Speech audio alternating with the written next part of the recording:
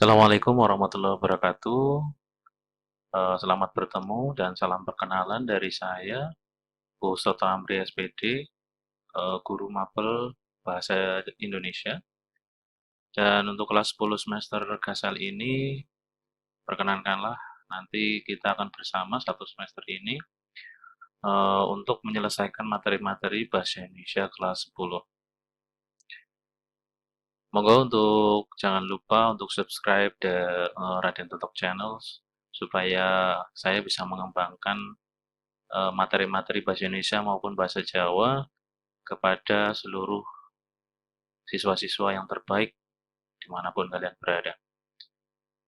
Untuk profil saya, perkenalkan nama saya Pustoto Amri SPD. Saya ngampu bahasa Jawa kelas 10, 11, 12 semua jurusan dan bahasa Indonesia kelas 10 IPS 3 dan 10 agama. Untuk alamat saya di Jalan Santu Trimuka, RT 7 RW 5, Desa Kroya, Kecamatan Kroya, Kabupaten Cilacap. Untuk sosial media saya ada 3, ada Facebook, ada Instagram, ada YouTube channel ini. Silakan bagi yang ingin gabung atau ingin lebih mengenal saya, ya monggo. Silakan di-add saja atau di-follow saja atau di-subscribe, jangan lupa. Untuk materi Bahasa Indonesia kelas 10 semester Gasal itu ada 4 bab. Bab yang pertama yaitu teks laporan hasil observasi atau LHO. Jadi ini merupakan bentuk laporan atau penelitian kalian dalam hal mengamati apapun yang terjadi di sekitar kalian. Wujudnya itu berupa pernyataan umum, hal yang dilaporkan, ada deskripsi bagian, ada deskripsi manfaat, ada maksud isi teks baik yang tersirat maupun tersurat. Ya, tersirat itu makna yang terkandung di dalamnya yang harus dicari. Kalau tersurat sudah tertulis di situ. Kemudian unsur yang lain adalah kebahasaan, kalimat definisi, kalimat kata sifat, dan lain sebagainya. Nanti kita akan bahas di bab 1 teks LHO ini. Kemudian di bab 2 itu adalah teks eksposisi. Ini juga materi yang sama dengan yang ada di bahasa Jawa. Jadi di teks eksposisi ini kita akan membahas isi teks eksposisi yang berupa pernyataan tesis, argumen itu pendapat, kemudian pernyataan ulang atau kesimpulan, kemudian kebahasaan. Kemudian nanti kita juga akan membahas tentang komentar terhadap kekurangan dan kelebihan dilihat dari isinya. Ya, kemudian ada pola penalaran, ada deduksi, ada induksi. Nanti kita akan membahas lagi apa itu induksi, apa itu deduksi. Kemudian bab yang ketiga adalah anekdot. Anekdot ini mungkin tidak begitu familiar bagi kalian kelas 10 ya. Tapi mungkin kalau ada kata sindiran atau humor atau idiom, itu idiom juga mungkin jarang. Kalau sindiran atau humor mungkin kalian sudah amat sangat melekat di hidup kalian. Ini anekdot itu tidak jauh dari sindiran dan humor. Jadi isi anekdot itu ada 4. Ada peristiwa yang berkaitan dengan kepentingan publik, ada sindiran, ada unsur humor, ada kata dan frasa idiomatik. Kemudian unsur anekdot, kita juga membahas unsur-unsur anekdot itu adalah peristiwa atau tokoh yang perlu dikritisi, disindir, atau mungkin pakai humor, dan penyebab kelucuan. Ya, ini materi yang asik, nanti kita akan bahas bersama. Kemudian bab yang terakhir adalah bab hikayat. Bab hikayat ini kita akan membahas tentang karakteristik hikayat. Kemudian ada isi hikayat, nilai-nilai dalam hikayat, ada moral, sosial, agama, budaya, dan pendidikan. Kemudian arhais atau kata-kata kuno. Nanti kita akan belajar membahas hikayat ini.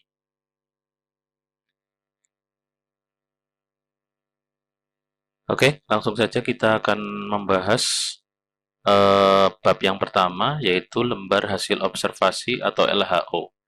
Materi ini saya bagi 2 bagian ya, ada part 1, ada part 2, karena materi ini amat sangat panjang dan lebar. Nanti selain di channel ini juga nanti kalian bisa menambahkan materi yang ada nanti LKS nanti, kalau sudah ada nanti bisa langsung mengambil di koperasi. Untuk yang pertama kita akan membahas tentang pengertian aspek ciri-ciri dan langkahnya dulu. Ya, Bisa kalian lihat apa yang ada di gambar ini? Apa yang kamu pikirkan? Apakah kamu pernah mengamati hal-hal seperti ini? Ya, yang pertama yang di atas itu orang menerobos pintu rel kereta api ya. Ini mungkin pemandangan yang biasa di daerah kita, di daerah Kroya dan sekitarnya. Pintu sudah tutup, tapi masih banyak orang yang berlalu lalang. Kemudian yang bawahnya adalah buang sampah sembarangan. Mungkin setiap hari dari kita melakukan itu. Dan yang sampingnya itu juga amat sangat sering kita lihat di daerah kita, menerobos lampu merah. Pernahkah kalian mengamati atau mengobservasi kegiatan-kegiatan seperti ini? Ini bisa diamati dan bisa dijadikan sebagai sarana contoh membuat sebuah laporan teks observasi ya. Laporan hasil observasi ini tujuan pembelajarannya yang pertama adalah identifikasi informasi dalam laporan secara lisan dan tertulis dan terperinci dan tepat. Kemudian menginterpretasi isi teks laporan, jadi nanti kalian menganalisis isi dan aspek kebahasaannya juga dan mengonstruksi teks laporan. Mengonstruksi itu menuliskan kembali ya. Pengertian teks laporan hasil observasi adalah laporan hasil observasi yang berisi jawaban umum mengenai sesuatu yang didasarkan pada hasil kegiatan observasi. Jadi, ini adalah wujud laporan kalian ketika kalian melihat sesuatu. Tuh.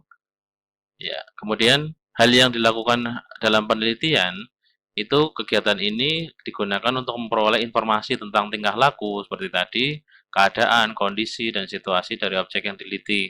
Kemudian dalam kegiatan ini, peneliti mencatat setiap keadaan yang diamati dan dibiasakan untuk mencatat semuanya. Kemudian sebelum observasi dilaksanakan, peneliti menetapkan terlebih dahulu aspek-aspek yang akan diteliti, apa saja aspeknya ya.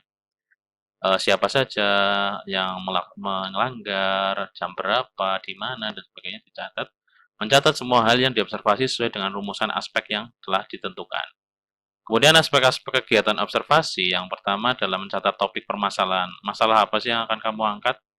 Kenapa orang membuang sampah sembarangan? Apakah tidak ada tempat sampah? Apakah sampahnya sudah amat sangat banyak? Apakah eh, tidak ada cara lain selain membuang sampah yang benar di tempat yang benar dan sebagainya? Memahami secara jelas tujuan observasi, apa tujuan kamu mengobservasi orang-orang kenapa tidak mau membuang sampah sembarangan? Apa karena memang tidak mau diperhatikan ataukah harus dihukum dan sebagainya?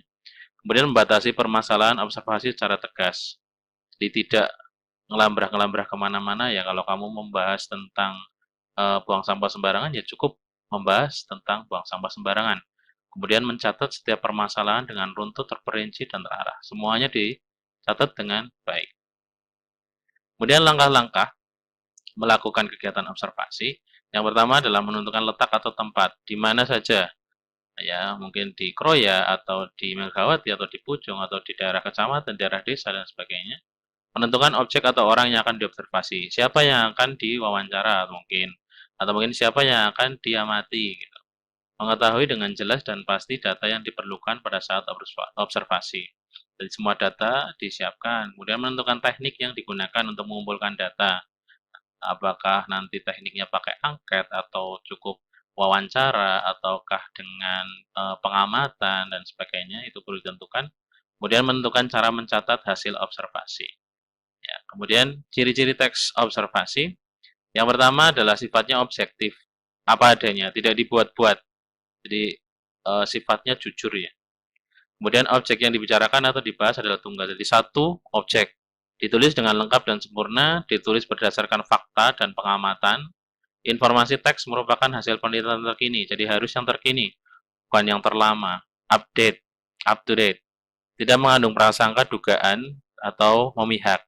Kemudian saling berkaitan dengan hubungan berjenjang antar kelas dan subkelas yang terdapat di dalamnya. Jadi mungkin di daerah perkotaan, daerah pedesaan, apakah berbeda cara membuang sampahnya itu juga bisa dilaporkan. Kemudian sifat-sifat teks hasil observasi.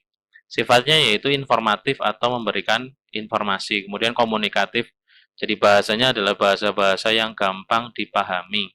Kemudian bersifat objektif. Jadi semuanya dilaporkan, tidak ada keraguan, tidak ada yang namanya pembohongan publik. Kemudian contoh ya, Sebenarnya kalau teks LHO nanti dibagi jadi 4 bagian, ada definisi umum, definisi bagian, ada definisi manfaat, ada kesimpulan, kemudian ada, ya itu ada 4 ya, manfaat, kesimpulan, umum, dan bagian. Kalau definisi umum ini menerangkan pengertian secara umum. Jadi sampah merupakan barang benda yang dibuang karena tidak terpakai lagi. Sampah adalah masalah yang serius gitu. Kemudian definisi bagian. Bagian itu berarti ada klasifikasi di situ, ada pembagian. Jenis-jenis sampah itu ada dua, ada organik, anorganik, ada sampah yang bisa daur ulang, ada yang tidak didaur ulang. Ya ini kita nanti mungkin kalau sudah tatap muka akan kita bahas ini ya. Kemudian definisi manfaat. Sampah itu ada manfaatnya nggak sih? Ada lah tentunya. Manfaatnya bisa negatif, ada positif dan negatif ya. Ada yang bisa daur ulang, ada yang tidak bisa, ada yang cocok untuk pupuk, ada yang bisa dibuat barang bernilai tinggi dan sebagainya. Kemudian ada kesimpulan di situ. Sampah jika dikelola akan menjadi baik bagi manusia, kemudian sampah kalau tidak dipilah maka akan menjadi masalah bagi manusia, kalau bisa dipilah berarti nanti akan menambah nilai manfaat dan yang sebagainya seperti itu. Itu ya contoh teks LHO. Kita sekian dulu materi untuk hari ini. Silakan kalian catat apa yang perlu kalian catat. Silakan dibuka di channel YouTube ini. Jangan lupa like, subscribe, dan komen. Dan lupa absen di kolom komen ya. Dan untuk pertemuan selanjutnya nanti kita akan bahas lebih mendalam lagi tentang teks lingkungan, ya teks laporan hasil observasi. Terima kasih untuk hari ini. Saya cukupkan. Matur nuwun. Wassalamualaikum warahmatullahi wabarakatuh.